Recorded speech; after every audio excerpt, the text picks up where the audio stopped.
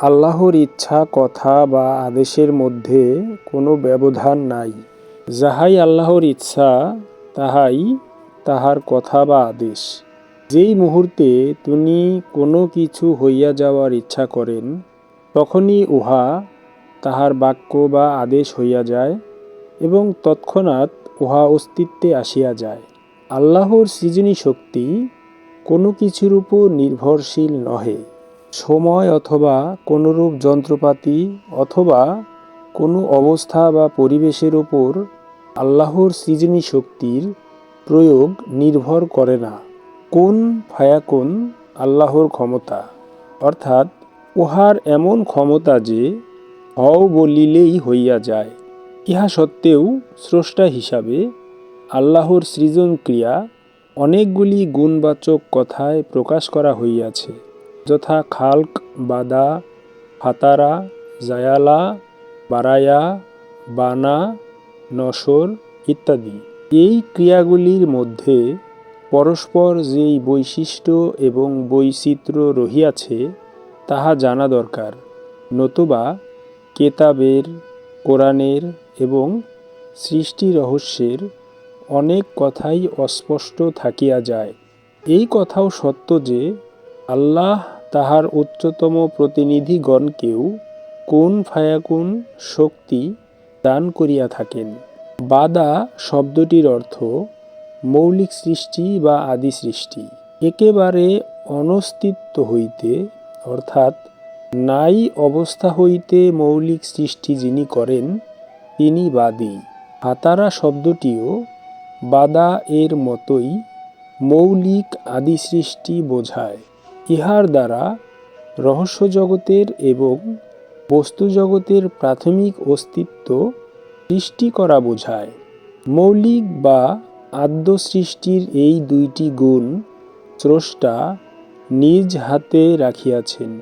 এই ক্ষেত্রে কুন ফায়াকুন শক্তি তিনি কাহাকেও দান করেন না। একরূপ সৃষ্টি হইতে অন্যরূপ সৃষ্টি করা, তাহা মৌলিক হোক বা না হোক, এই ক্ষমতা আল্লাহ তাহার খাস বান্দাকে দিয়া থাকেন। সৃষ্টি পরিচালনার ব্যাপারে হইয়া যাও এইরূপ আদেশ দ্বারা তৎক্ষণাৎ সৃষ্টি করিয়া তিনি সকল সৃষ্টিকার্য পরিচালনা করিতেছেন না, বরং সৃষ্টি করিবার ব্যাপারে তিনি হইলেন তকদিরদাতা বা তকদির সৃষ্টিকারী কাদের। জড়, অজড়, বৃক্ষলতা এবং তৃণশস্যাদির সমগ্র জগৎকে তিনি তকদির দান করিয়াছেন এবং উহাদের তকদিরের মাধ্যমে বা তকদির অনুযায়ী উৎপাদন এবং সৃজনলীলা চালাইতেছেন। কেহ কেহ বলিয়া থাকেন, সৃষ্টির আদি হইল নীহারিকা। নীহারিকা ধূম্ররূপে বিরাজিত ছিল। নীহারিকার মধ্যে পরস্পর আকর্ষণের আলোড়ন সৃষ্ট হইয়া ছোট বড় পিণ্ডরূপ ধারণ করিল এবং তাহাই রূপান্তরিত হইয়া বহু প্রকার সৃষ্টি প্রকৃতির আপন নিয়মেই অস্তিত্ব লাভ করিয়াছে। আল্লাহর সৃষ্টি করিবার কাজ খালাকা কথার মধ্যে পরিমাপের ভাব রহিয়াছে। একটিকে অপরের সঙ্গে সুসংগবদ্ধ করিয়া বহুরূপ রচনার অভিনব ভাব রহিয়াছে। সৃষ্টিক্রিয়ার সাওয়া রূপটি বিশেষ করিয়া মানুষের ব্যাপারে ব্যবহার করা হইয়াছে। নফসের বৃত্তিগুলিকে একটির সঙ্গে অপরটি সুসংগবদ্ধ এবং সামঞ্জস্যশীল করিয়া সাজাইয়া তুলিবার নাম সাওয়া। সাওয়া যিনি করেন তিনি মুসাব্বির। কুন ফায়াকুন, অর্থাৎ হও বলিলে হইয়া যায় এমন যাহার সৃজনী শক্তি, তিনি 6 কালে আসমান জমিন সৃষ্টি করিয়াছেন, অর্থাৎ অতি দীর্ঘ 6টি কালে আপন রচিত বিবর্তন পদ্ধতির মাধ্যমে তিনি সৃষ্টি করিয়াছেন।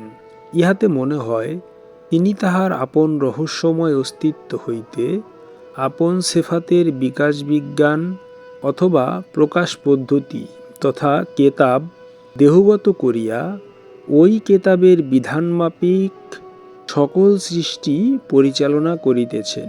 ফলে সকল বস্তুবিজ্ঞানের কার্যকরণ কজ এবং ইফেক্ট রচিত হইয়াছে, যদিও উহাদের আদি কারণ তিনিই স্বয়ং।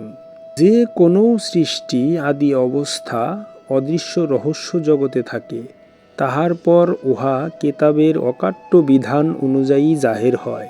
এই জন্য সৃষ্টির প্রথম অবস্থাই হইল রহস্য জগৎ, উহার পর প্রকাশ্য জগৎ, অর্থাৎ প্রথমত অস্তিত্বের বাতেন অংশ, অতঃপর জাহের অংশ। তিনি নিজে যেমন বাতেন এবং জাহের, তাহার সৃষ্টিও তেমনি বাতেন এবং জাহের। ইহার কারণ সৃষ্টি তাহারই আয়াত, অর্থাৎ তাহারই পরিচয় বহ।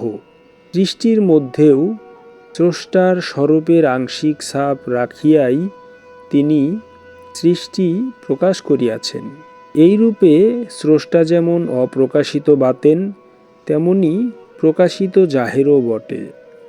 কিন্তু বস্তুর মধ্যে স্রষ্টার আংশিক সেফাত ধরিয়া রাখা যায় না, কেননা জাহের প্রত্যাবর্তন করে বাতেনে।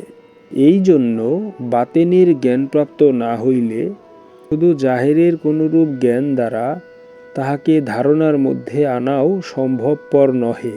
স্রষ্টা তো বহুদূরের কথা, সৃষ্টির বাতেন অংশের জ্ঞানপ্রাপ্ত না হইলে সৃষ্টি বিষয়ক জ্ঞানের পরিপক্কতা বা পূর্ণতা অর্জন করাও যায় না।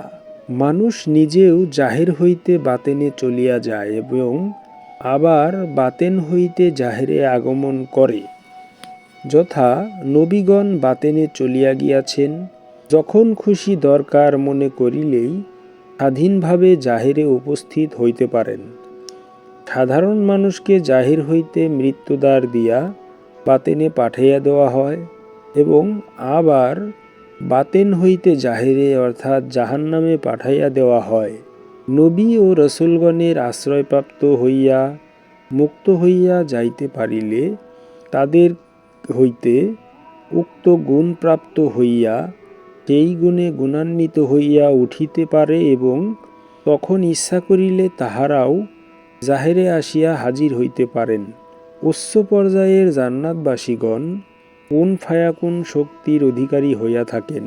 অতএব এই শক্তি অর্জন করিতে হইলে নিজের মধ্যে রবের পবিত্রতা জাগাইয়া তুলিতে হইবে, অতঃপর আল্লাহর গুণে গুণান্বিত হইতে হবে। আপন কলুষিত গুণাবলীর ক্রমশ অবসান ঘটাইতে হইবে। এইরূপ করিবার জন্য কোরআনে মানুষকে আদেশ করিতেছেন।